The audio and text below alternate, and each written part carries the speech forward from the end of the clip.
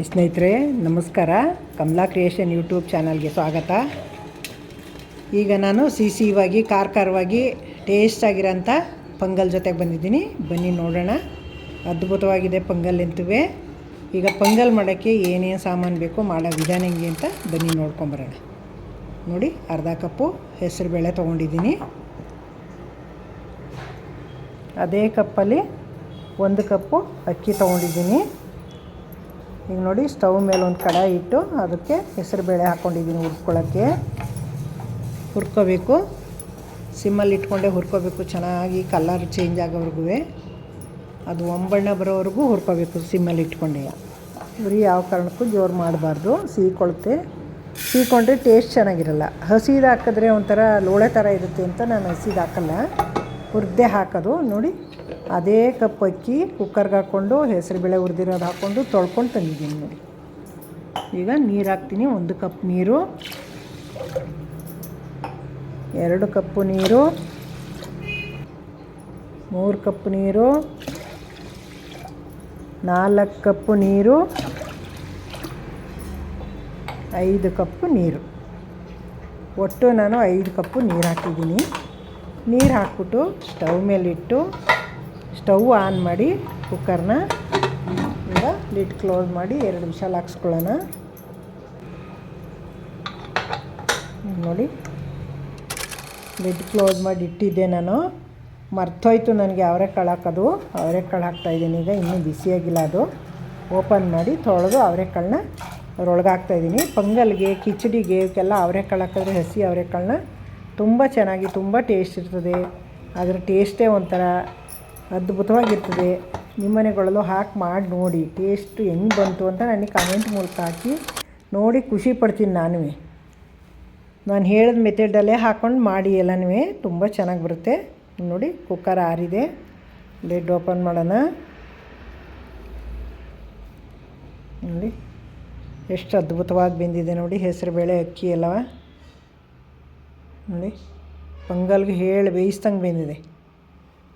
ನೋಡಿ, ಇದನ್ನು ಸಿಹಿ ಪೊಂಗಲ್ಗೆ ಸ್ವಲ್ಪ ತೆಗೆದು ಇಟ್ಕೊತೀನಿ, ಖಾರ ಪೊಂಗಲ್ಗೆ ಸ್ವಲ್ಪ ಇಟ್ಕೊತೀನಿ.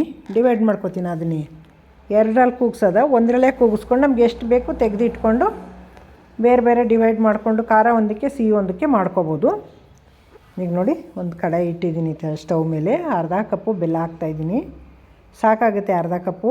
ನಾನು ಯಾಕೆ ಅಂದರೆ 1/4 ಕಪ್ಪಷ್ಟು ತೊಗೊಂಡಿರ್ತೀನಿ 2ರಿಂದ ಬೇಳೆ ಅಕ್ಕಿಯನ್ನು. 1/4 ಕಪ್ ನೀರು ಹಾಕ್ತೀನಿ, ಕರಗಿಸ್ಕೊತೀನಿ ಅದನ್ನು. ಸ್ವೀಟು ಕರೆಕ್ಟಾಗಿ ಹದ ಬರ್ತದೆ. ಅದು ಇನ್ನು ಸಪ್ಪೆನೂ ಹೋಗಲ್ಲ, ಸ್ವೀಟು ಹೋಗಲ್ಲ. ಹಂಗೆ ನಾವು ಅತಿ ಜಾಸ್ತಿ ಸ್ವೀಟ್ ತಿನ್ನಲ್ಲ. ಅತಿ ಜಾಸ್ತಿ ಸ್ವೀಟ್ ತಿನ್ನೋರು 1/4 ಕಪ್ ಹಾಕ್ಕೊಳ್ಳಿ. ನಮ್ಮ ಮನೇಲಿ ಎಲ್ಲರೂ ಕಡಿಮೆನೇ ಸ್ವೀಟ್ ತಿನ್ನೋದು, ಹಾಗಾಗಿ ನಾನು ಅರ್ಧ ಕಪ್ ಹಾಕ್ಕೊತಾಯಿದ್ದೀನಿ. ನೀವು ಜಾಸ್ತಿ ಸ್ವೀಟ್ ತಿನ್ನೋರು ಜಾಸ್ತಿ ಸ್ವೀಟು ಕಡಿಮೆ ಜಾಸ್ತಿ ನೀವು ಮಾಡ್ಕೊಬೋದು. ನಿಮ್ಗೆ ಹೆಂಗೆ ಬೇಕೋ ಹಂಗೆ ಮಾಡ್ಕೊಳ್ಳಿ ನೀವು. ನಮಗೆ ಯಾವ ಹದಕ್ಕೆ ಬೇಕೋ ಅದಕ್ಕೆ ನಾನು ಮಾಡ್ಕೊತಾಯಿದ್ದೀನಿ.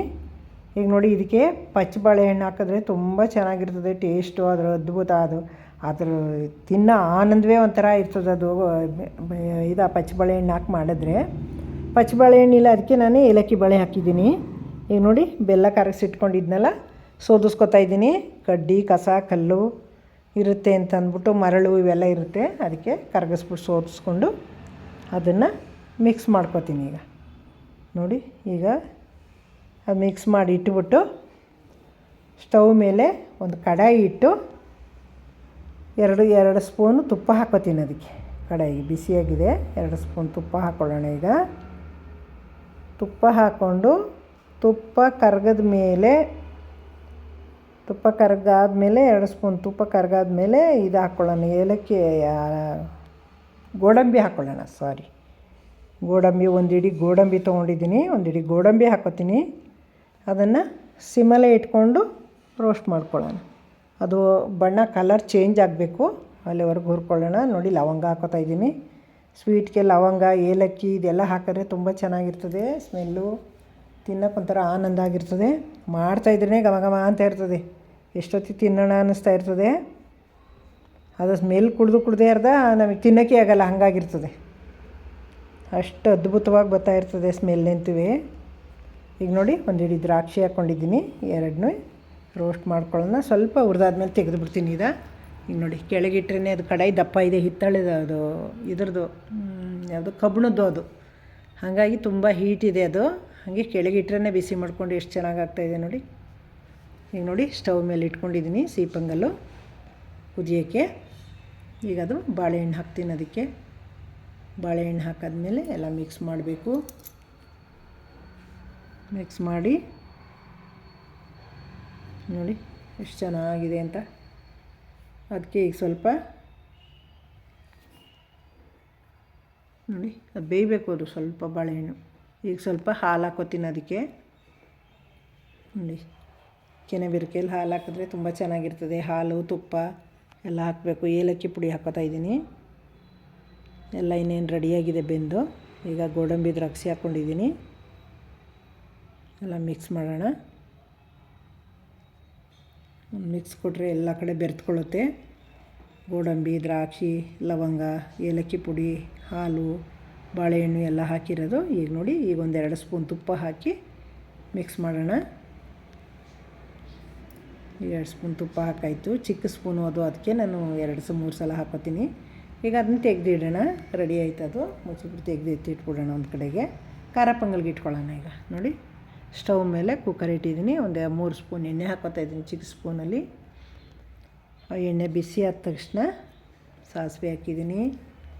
1-2 ಹಸಿಮೆಣ್ಸಿನ್ಕಾಯಿ ಕಟ್ ಮಾಡಿ ಇಟ್ಕೊಂಡಿದ್ದೀನಿ. ಮತ್ತು ಜೀರಿಗೆ, ಮೆಣಸು ಸ್ವಲ್ಪ ಅರ್ಧಂಬರ್ಧ ಕುಟ್ಟಿಟ್ಟಿದ್ದೀನಿ. ಕುಟ್ಟಾಣಿನಲ್ಲಿ ಮೆಣಸಿನ್ಕಾಯಿ ಹಾಕ್ಕೊಂಡಿದ್ದೀನಿ ನೋಡಿ. ಕುಟ್ಟಿರೋದು ಜೀರಿಗೆ ಮೆಣಸು ಹಾಕಿದ್ದೀನಿ. ಅದು ರೋಸ್ಟ್ ಆದ ತಕ್ಷಣ ಅನ್ನ ತೆಗೆದು ಹಾಕ್ಕೊಳ್ಳೋಣ. ಈಗ ನೋಡಿ ರೋಸ್ಟ್ ಆಗಿದೆ. ಅನ್ನ ತೆಗೆದು ಹಾಕ್ತಾಯಿದ್ದೀನಿ.